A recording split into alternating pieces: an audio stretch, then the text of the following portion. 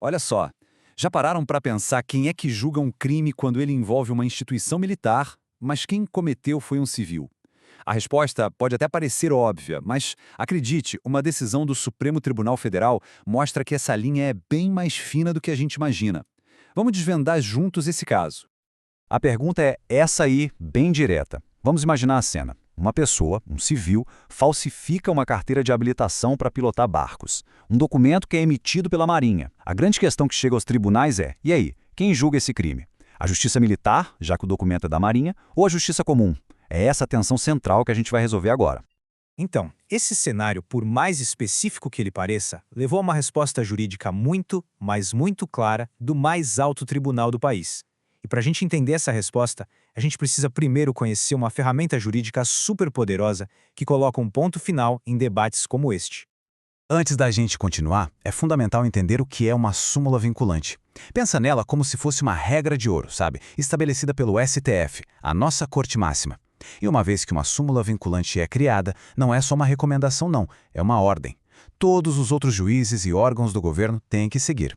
É isso que garante uma uniformidade nas decisões judiciais pelo Brasil. E foi justamente para resolver esse impasse de uma vez por todas que o STF entrou em campo. A Corte analisou a questão e publicou uma súmula específica feita exatamente para acabar com qualquer dúvida sobre qual tribunal deveria julgar casos como esse.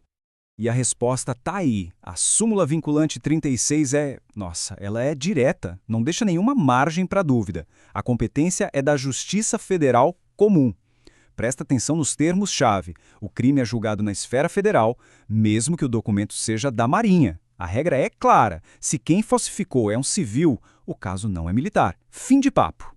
Então, para resumir a história, um civil falsifica um documento da Marinha e o caso vai direto para a Justiça Federal Comum, não para um tribunal militar. A regra parece simples, né? Mas isso levanta uma outra pergunta bem lógica. Ué, por que não a Justiça Militar, se o documento é de uma instituição militar? Certo. Se o documento é emitido por uma instituição militar como a Marinha, por que o julgamento não é militar? A lógica por trás dessa decisão do STF é fundamental para a gente entender a separação de competências no Brasil.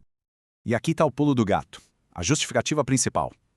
O STF entende que a Justiça Militar não é a regra, ela é a exceção.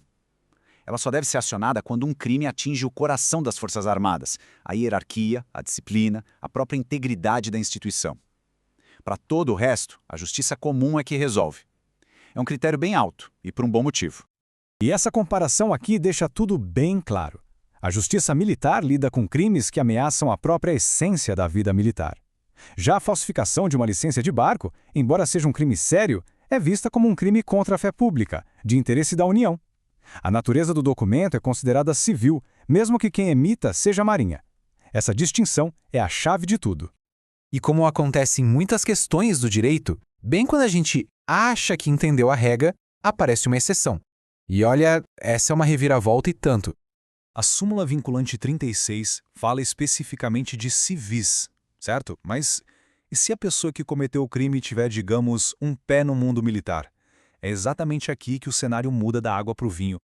Olha aí a peça que faltava, tirada direto de uma decisão judicial.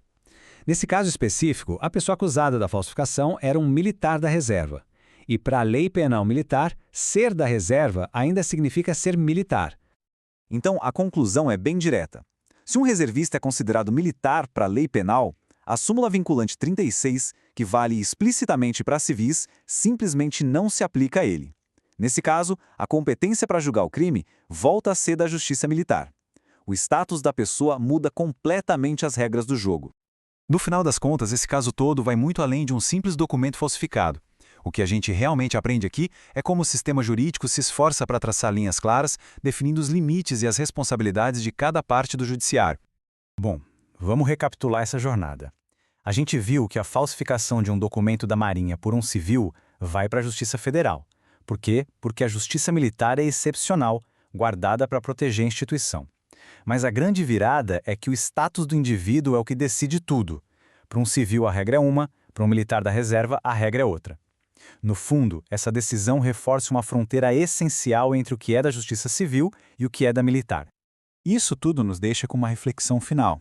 Essa súmula define uma linha muito clara num contexto jurídico bem específico, mas a questão de onde traçar a fronteira entre a autoridade civil e a militar é um debate muito mais amplo, né? Fica a pergunta: em que outras áreas da vida em sociedade essa clareza seria tão importante quanto? Uma ótima questão para se pensar. Obrigado pela companhia